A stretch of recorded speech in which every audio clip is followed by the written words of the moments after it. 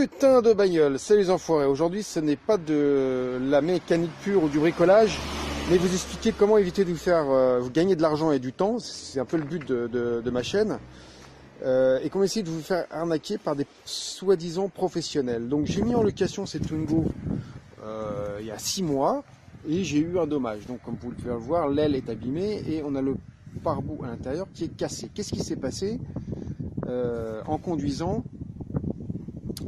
Le pneu est parti en charpie et puis donc il y avait du noir sur toute l'aile.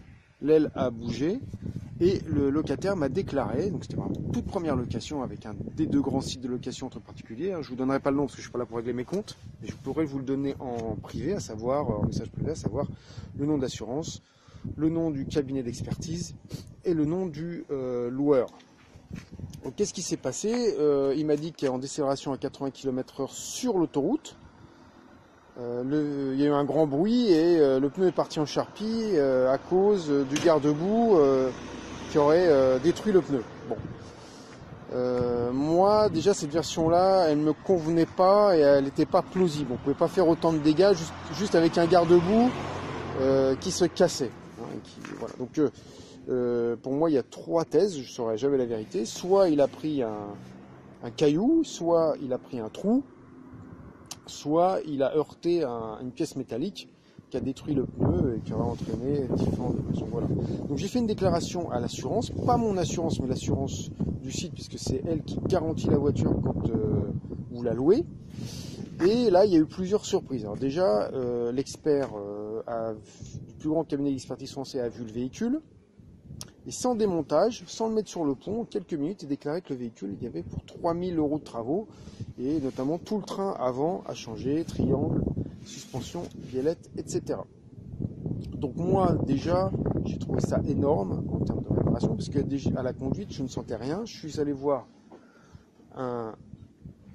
j'ai fait faire un contrôle technique juste après le dommage, et ils m'ont déclaré que le véhicule était nickel, il n'y avait absolument rien sur le contrôle technique vierge, ce qui m'a déjà surpris. Même à la conduite, je ne sentais aucun problème particulier, donc j'étais assez surpris.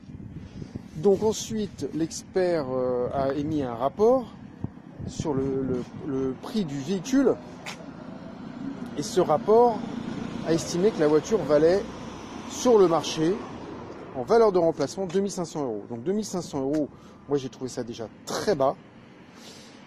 Et j'ai donc contesté cela en disant que le véhicule avait très peu de kilomètres, il était avant les dommages en très bon état et que c'est un véhicule GPL et que c'est très difficile d'en trouver sur le marché. Donc le prix pour moi était plutôt entre 3200 et 3600 sur le marché.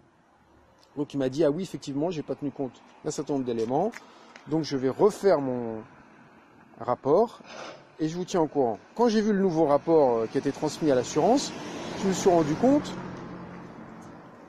qu'il n'avait absolument rien changé du tout, il gardait la même valeur, etc. Donc j'ai contesté, j'ai contacté le maître de stage de cet expert, qui m'a dit qu'effectivement il y avait peut-être une erreur. Donc on s'est mis d'accord sur 3300 €. Et qu'est-ce que ça fait comme différence? C'est que si vous avez 3000 € de dommages et que le véhicule vaut 2500 €, le véhicule n'est pas réparable économiquement, donc il part à la casse, et donc on vous donne 2500 € et il vous reste vos yeux pour pleurer.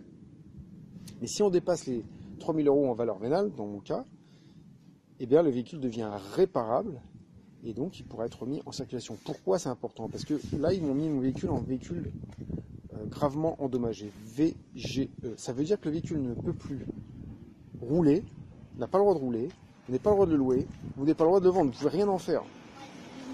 Donc vous êtes bloqué. Donc ensuite, moi j'ai choisi donc de réparer le véhicule. Et pour cela, il fallait que je conserve le véhicule. Et pour ça, il garde 25% du prix du véhicule.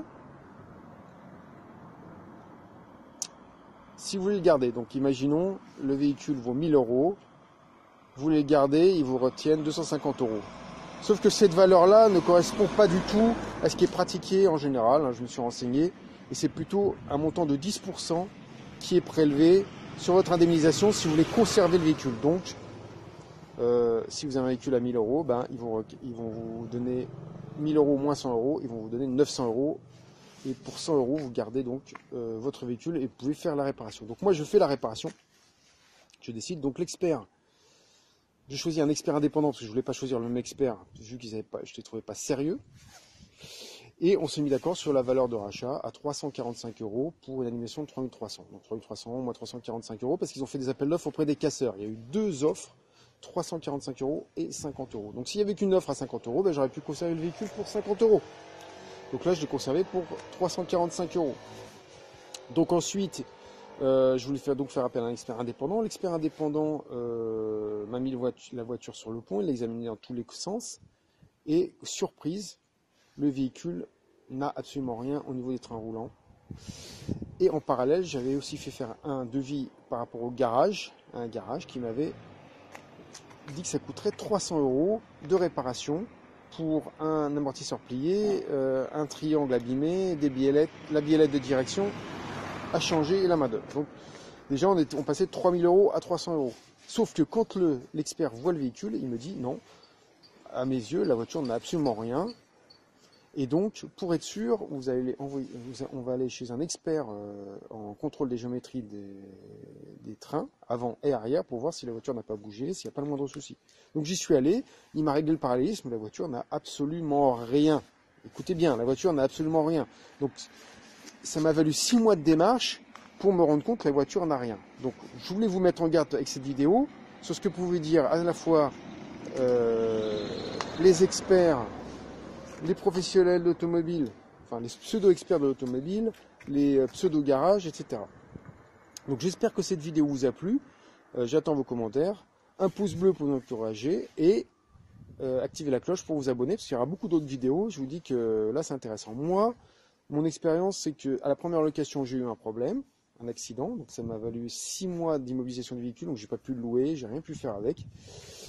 J'ai une amie qui a loué son véhicule pendant 3 ans à Paris avec une Toyota Yaris, elle n'a jamais eu aucun problème. Voilà les amis, voilà les enfoirés, à très bientôt pour la prochaine vidéo.